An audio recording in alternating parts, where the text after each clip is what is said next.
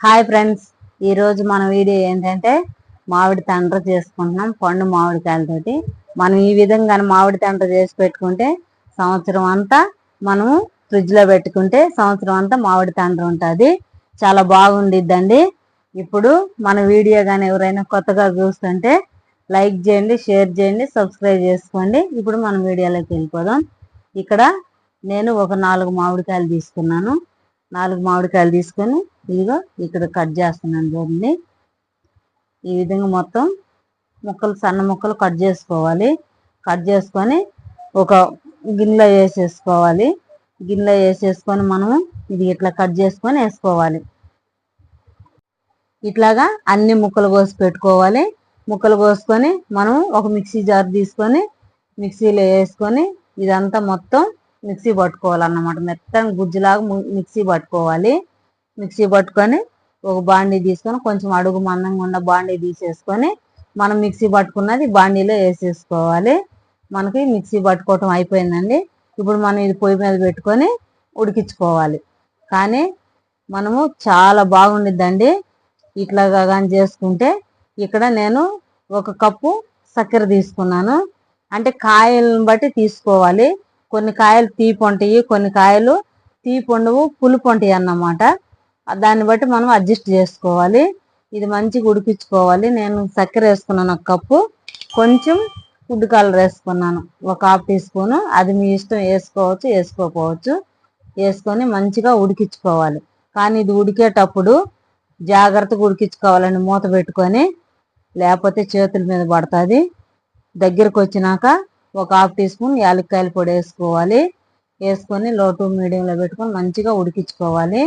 ఇట్లాగా మనము ప్లేట్ మీద వేసుకుంటే ఇటు కిందకి జారిపోకుండా వేసింది వేసినట్టు నిలబడిపోవాలి. అప్పుడే మనకు మంచిగా మామిడి తండ్ర అయినట్టు. నాకైతే ఇక్కడ మంచిగా ఉడికిపోయింది. ఇట్లా మనము ఒక ప్లేట్కి నెయ్యి పూసేసుకొని ఇదంతా వేసుకొని మొత్తం ప్లేట్ అంతా స్ప్రెడ్ అయ్యేటట్టు ఇట్లాగా కదిలియాలన్నమాట. అప్పుడు మన ప్లేట్కి మంచిగా ప్లేట్ నిండా వచ్చింది. కొంచెం మందంగా వేసుకోవాలి. మందంగా వేసుకుంటే ఆరేలేకే సరిపోతుంది. ఇప్పుడు ఈ విధంగా చేసుకొని మనము ఫ్యాన్ గాలి కింద పెట్టినా చాలండి, ఆరిపోతుంది. ఎండలో పెట్టుకుంటే ఒకరోజు సాయంత్రానికి ఎండిపోతుంది. ఎండలు ఎట్లా ఉండయి. ఇక్కడ నేను నైట్ పూట చేశాను, పొద్దున్నే ఎండకు పెట్టాను. రాత్రి అంతా ఫ్యాన్ గాలి కింద ఉన్నది, ఎండకు పెట్టాను. అయితే నాకు ఒక రోజు కల్లా ఎండిపోయింది, బాగా ఆరిపోయి మంచిగా వచ్చింది. ఇప్పుడు మనము దీన్ని తీసుకున్నాం అన్నమాట. చాకుతోటి చుట్టూరు మనము కొంచెం లేపితే వచ్చేసిద్ది ఈజీగా.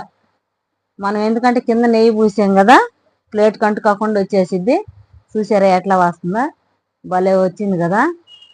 మన పెద్ద చపాతీ కానీ చేసినట్టు వచ్చేసింది. చాలా బాగా వచ్చిందండి. నేను చేసింది ఈ 4 కాయలకి నాకు 2 ప్లేట్లకి అయింది.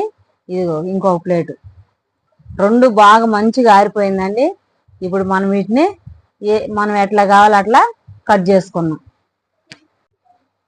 ఈ విధంగా మనము ముక్కలు కట్ చేసుకున్నామండి.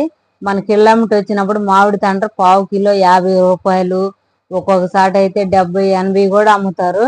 మనం ఇట్లా కానీ చేసి పెట్టుకుంటే సంవత్సరం అంతా ఎప్పుడు కావాలంటే అప్పుడు పిల్లల కానించి పెద్దోళ్ళ కాడికి చాలా ఇష్టంగా తింటారు. కానీ మనకు మామిడికాయలు లేని సీజన్ అయిపోయినాక కూడా ఇట్లా మామిడి తండ్ర చేసి పెట్టుకుంటే శుభ్రంగా కావాల్సినప్పుడు అలా తీసుకొని తినవచ్చు. ఇప్పుడు మనం ఇది ముక్కలు కోసేసుకున్నాము. చాలా బాగుండిద్దండి. మనం ఇట్లాగా ముక్కలు కోసేసుకొని ఒక ప్లేట్లో పెట్టుకుందాం. చూసారు ఎంత బాగా వచ్చిందో. చాలా మంచి కలర్ కానొస్తున్నది. చాలా బాగున్నది. నేను కొన్ని రౌండ్లు చుట్టుకున్నాను, కొన్ని ఇట్లాగా మన పప్పు చెక్కలు కానీ కట్ చేసినట్టు కట్ చేశాను. మనం ఎట్లా కట్ చేసుకున్నా కానీ చాలా బాగుంటాయండి. ఈ విధంగా మీరు కూడా ఒకసారి ట్రై చేయండి. Thank you for watching.